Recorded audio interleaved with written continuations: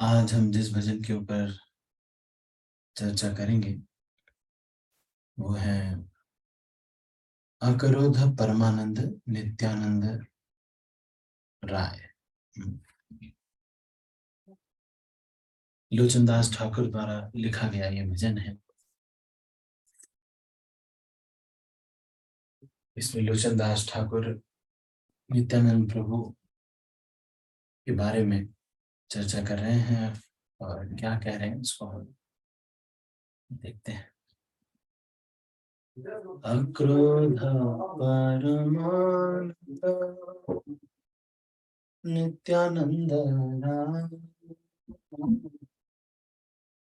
मन शून्यताय नगरे विड़ा अधम पतिता जीवे द्वारे द्वारे गिया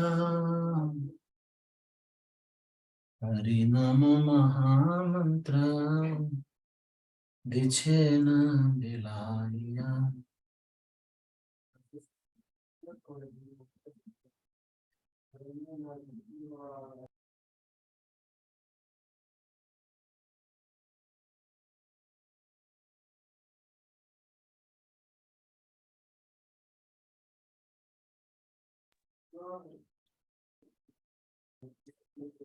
तो इस भजन में क्या कह रहे हैं? अक्रोध परमानंद नित्यानंद राय कि हमारे जो नित्यानंद प्रभु ये कभी गुस्सा नहीं होते हैं। अक्रोध और परम आनंद ही इनका नाम ही है, मतलब परमानंद घन है, हमेशा परमानंद में रहते। अक्रोध परमानंद नित्यानंद राय अभिमान शून्य निताई नगरे गया। थोड़ा भी नित्यानंद प्रभु के अंदर जरा सा भी कोई अभिमान नहीं है। अभिमान का मतलब कि किसी भी चीज की वजह से अपने को बड़ा नहीं समझते। एक वैष्णव का ये गुण होता है कि वो किसी न किसी कारणवश ये सोच लेता है कि छोटे होने का आनंद क्या है। छोटे होने का आनंद क्या है? इसको अनुभव करता है वैष्णव।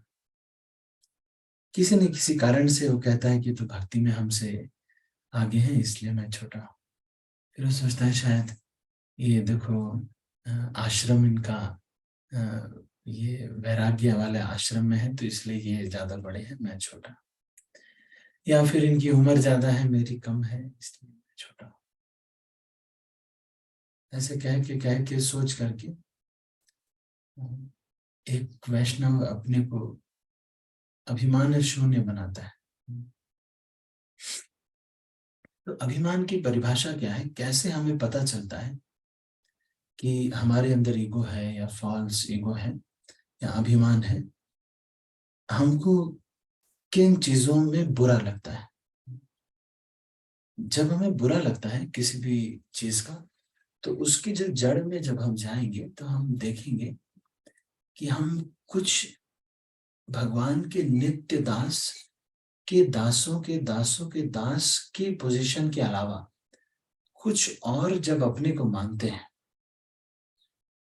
तब उस परिस्थिति को जब उस सिचुएशन को जब ठेस लगती है तो वही हमारा उसी से हमें पता चलता है कि हम अभिमान कर रहे हैं। अविद्या अस्मिता राग द्वेष अभिनिवेश। तो अविद्या ये होती है कि ये मतलब 5 प्रकार के अनर्थ हैं जिसमें से जिससे कि एक जीव को जब ब्रह्मा जी इस सृष्टि में शरीरों में डालते हैं तो इन 5 आवरणों से ढकते हैं।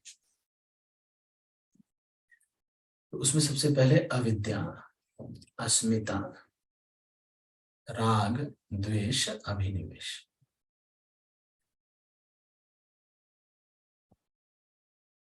तो यहां पर लेकिन ये कह रहे हैं कि हमारे जो नित्यानंद प्रभु हैं, इनको कभी गुस्सा नहीं आता।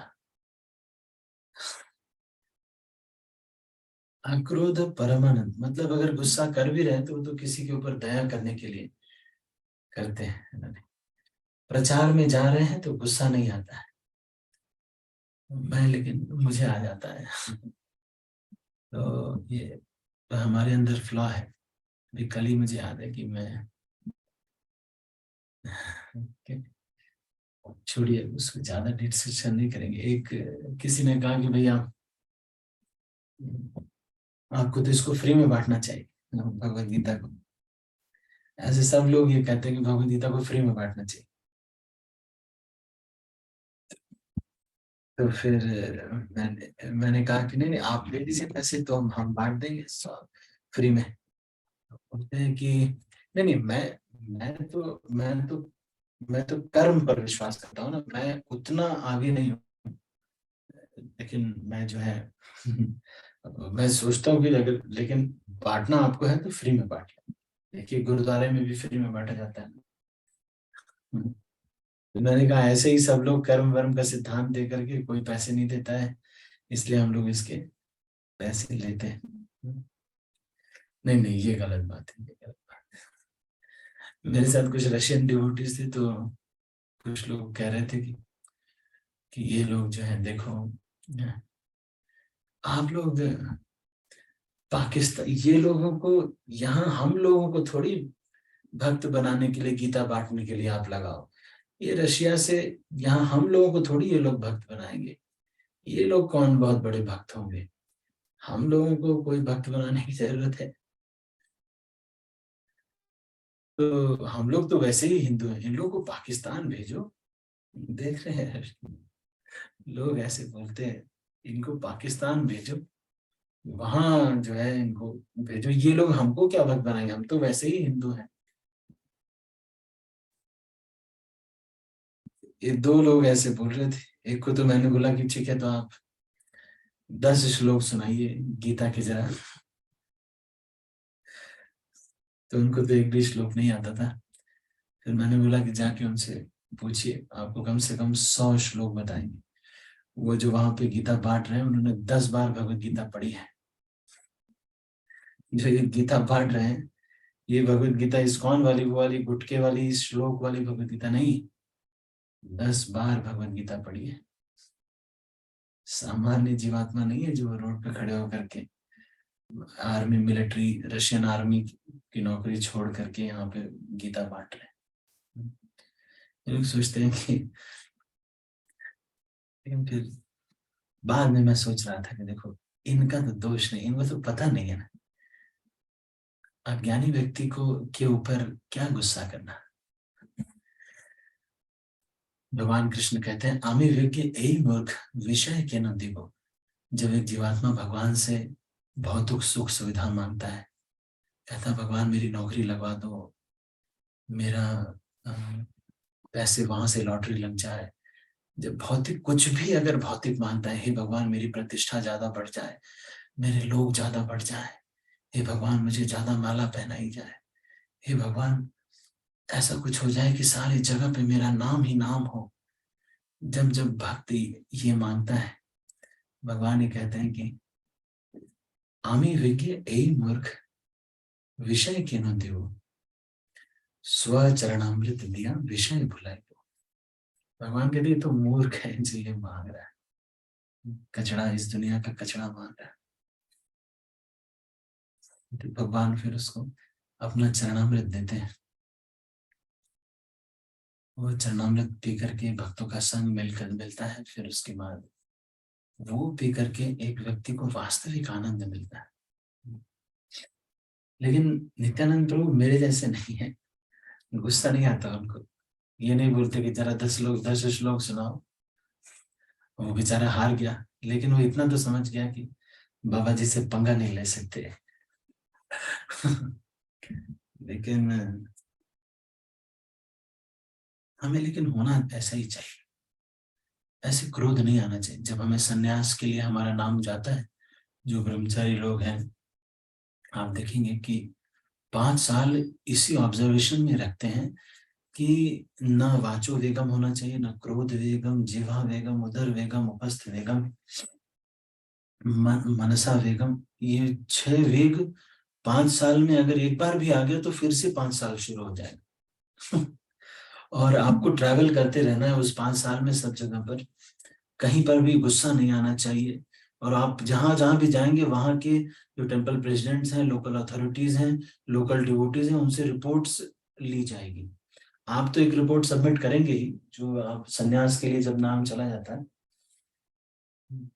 तो आप तो एक रिपोर्ट सेंड करते ही हैं कि these are the places I went, delivered lectures, give Bhagavatam class. इसके अलावा देखो, हमारे नित्यानंद प्रभु गुस्सा नहीं करते, हमेशा परमानंद में रहते हैं प्रचार में। हमारे लिए ये सीख है कि अगर आप इनसिक्योर हैं तो इसका मतलब जो आप कर रहे हैं वो उतना आनंददायक नहीं है, तभी तो आप भी इनसिक्योर हैं।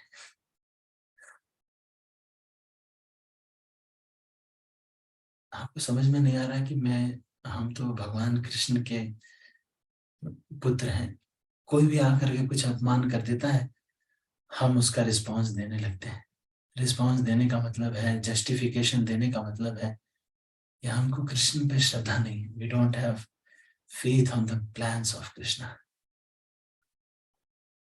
अरे रोज इतनी माला किया है इन्होंने, कितनी माला की है इन्होंने।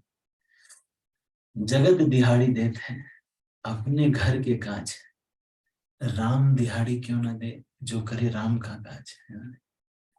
अरे सारा जगत दिहाड़ी देता है बाबा, चाह के किसी के घर में ईंट पत्थर उठाएंगे तो वो देता है 5,000 500 रुपये 800 रुपये देता है। अभी हमने कल कारपेंटर को बुलाया है तो आज वो काम करेगा तो उसको 700 रुपये देना पड़ता है पर डे का दिहाड़ी। जब दुनिया की ये रीत है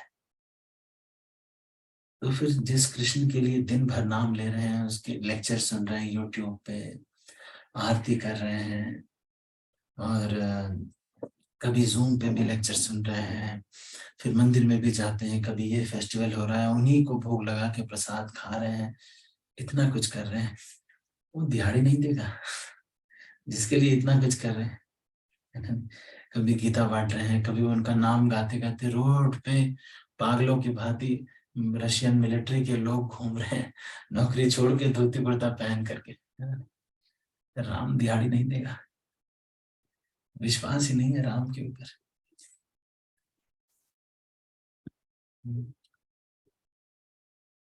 तो नित्यानंद प्रभु देखो गुस्सा नहीं कर रहे। एक हमारे अनन्य प्रेम प्रभु है, दिल्ली मंदिर में ब्रह्मचारी हैं, तो वो उन्होंने अपने स्टेटस में लगा रखा है, giving justification is a symbol of lack of faith.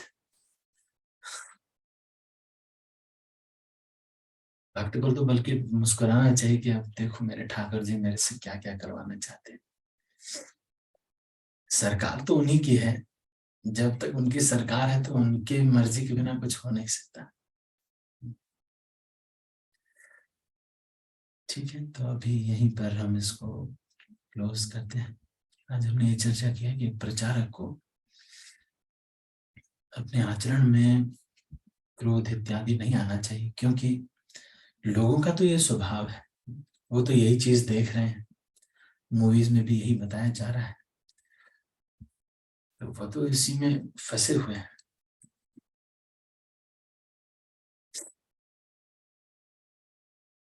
लेकिन हम तो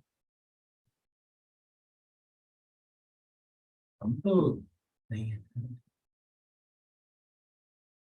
हम तो जानते हैं कि अविद्या क्या है।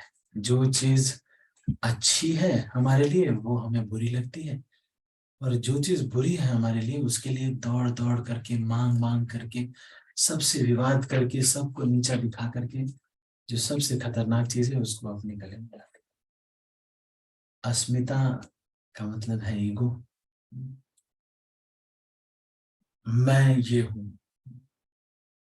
राग का मतलब है आसक्ति किसी एक चीज से, द्वेष का मतलब है एवर्जन किसी एक चीज से, और अभिनिवेश का मतलब इस तरह से हम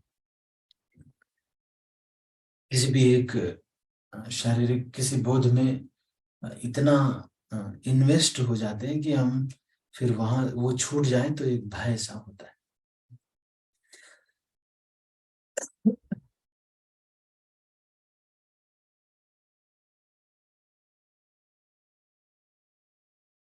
ठीक है, तो अभी इसको यहीं पर समाप्त करते हैं। किसी का कोई प्रश्न है? मैं सबके हाथ नीचे कर रहा हूँ। If somebody wants to ask, हमारे पास 5 मिनट है। आज मैंने पहले थोड़ा क्लोज किया, मैंने सोचा कि थोड़ा प्रश्न लेना ज्यादा। 4 गोपी माता जी। हरे कृष्ण प्रभु जी, दंडवत प्रणाम प्रभु जी। जैसे हम हमारा जपा टॉक शुरू हो गया तो हमें बहुत अच्छा लगता है प्रभु जी, हम बहुत मिस करते थे। क्या हमारी सीसी क्लास भी जल्दी शुरू होगी प्रभु जी? हाँ जी माता जी, शुरू करते हैं। मैं बस वही सोच रहा था कि 3 बजे से शुरू कर रहा हूँ, हरि कि बोल। 3:30 से शुरू कर रहा हूँ, क्योंकि हरि एक्चुअली बोल। कुछ डिवोटीज का बस स्टार्ट करेंगे कुछ दिन में, है ना। जी प्रभु मैं जी। ये एक्चुअली मेरा ट्रैवलिंग का रहता है थोड़ा, 10:30 बजे तक से ट्रैवलिंग रहती है, 6 घंटे की ट्रैवलिंग, तो 4 बज जाते हैं।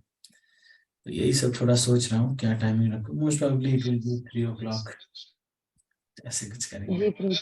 और प्रभु जी हमें रिकॉर्डिंग भी मिलनी चाहिए प्रभु जी, कि हम दोबारा सुन सके सुबह का जपा टॉक। हाँ जी, हाँ जी, मैं कल से इसको रिकॉर्ड कर लूंगा और आपको ऑडियो मिल जाएगा। बाद में राणा पाटिल प्रभु वीडियो डाल देंगे। और प्रभु जी एक बात कहनी थी, संधि जी माता जी हमारे हाँ, साथ रोज हर रोज हम सुबह ही जपा कर लेते हैं, माता जी की 4:30 बजे ही कंप्लीट हो जाती है। लेकिन माता जी की तबीयत ठीक नहीं है ना, तो भक्तों से ब्लेसिंग करवानी है प्रभु जी। अच्छा अच्छा। हरे कृष्णा। तो सभी भक्त एक बार, 1 मिनट में। sometimes ऐसा होता है, एंगर जो क्रोध भी है वो हो सकता है धर्म के लिए ही हो, वास्तव में स्पिरिचुअल एंगर ही हो आपका। जैसे हनुमान जी का भी एंगर था, स्पिरिचुअल एंगर। बट कैसे पता चलेगा ये, मतलब कभी कभी इसमें पता नहीं चलता हमें कि हमारा जो ये क्रोध है वास्तव में अपने संदर्भ में है, या फिर अपने ईगो को सेटिस्फाई करने के लिए कर रहे हैं, या फिर स्पिरिचुअली कर रहे हैं, कि मतलब उसको फिर कैसे इस बात को डिसाइड कर सकते हैं लोग। हम्म, सबसे पहला तो स्टेप हमारे लिए तो यही है कि we should, all these emotions which are abrupt, we should never react, always press a pause button and respond। क्योंकि गुस्सा आना, काम वासना, वाचो वेगम, मनसा वेगम, उधर उपस्थ वेगम, इनको रोकने के लिए सबसे पहला स्टेप जो है वो आपने एकदम सिस्टम में रचा बुना होना चाहिए कि first step is when as soon as lust comes is to press pause there. सबसे पहला ये स्टेप है। फिर उसके बाद हमको ये सोचना चाहिए, क्या मेरे गुस्सा करने से भगवान प्रसन्न होंगे? कहीं ऐसा तो नहीं कि यही सही कह रहे हो? कई बार ऐसा होता है कि वही लोग सही कह रहे होते हैं। जैसे कि एक बार मैं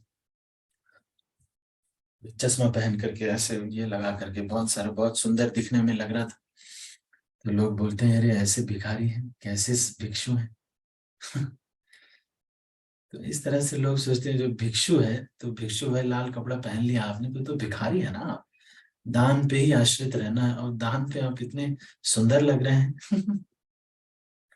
थोड़ा इसी तरह से हमको देखना चाहिए। अगर वो कृष्ण को, गुरु को प्रसन्न कर रहा है तब तो गुस्सा करना चाहिए।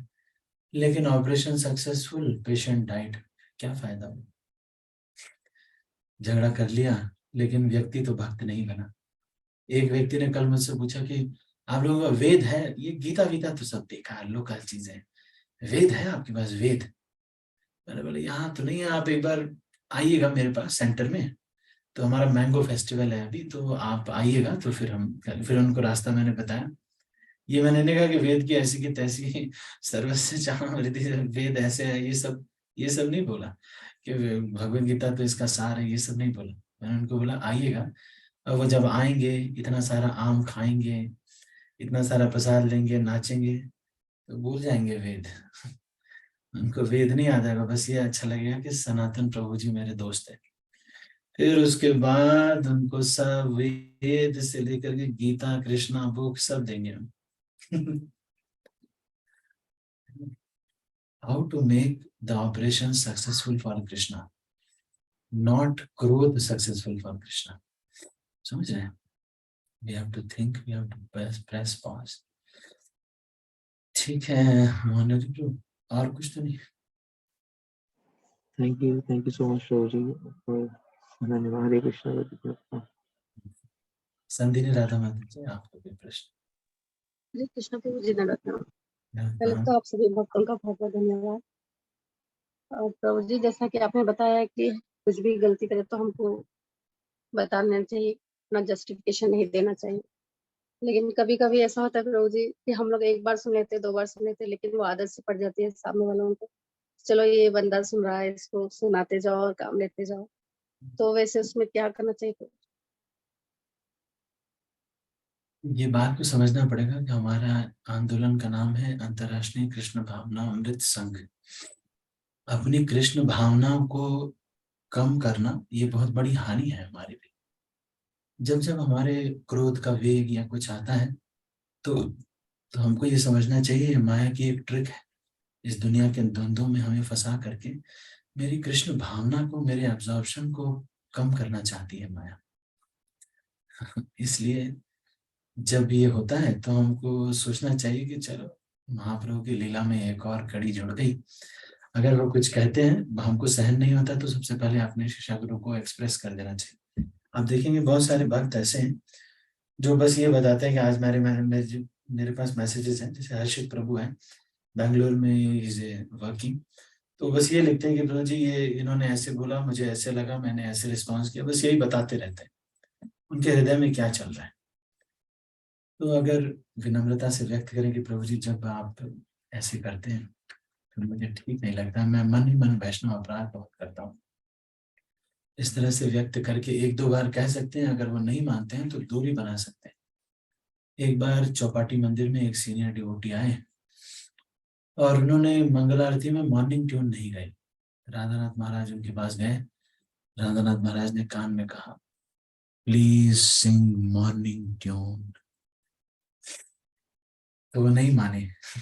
वो उन्होंने कहा कि oh I don't know the morning tune, can you tell me the morning tune.